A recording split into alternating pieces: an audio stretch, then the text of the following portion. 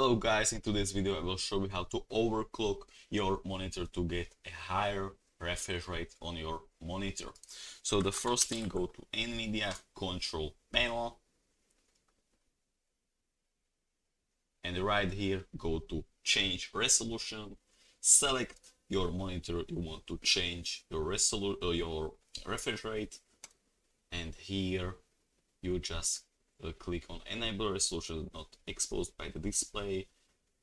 Make sure you have checked it and create custom resolution.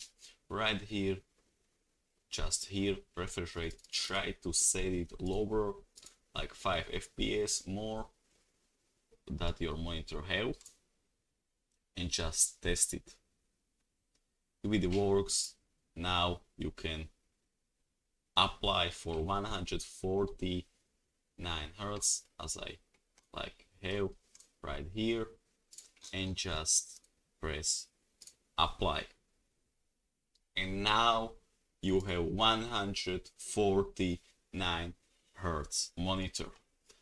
If it goes maybe your monitor will go higher and maybe not, so just try, test it, and you will see how much your monitor will be a maximum refresh rate.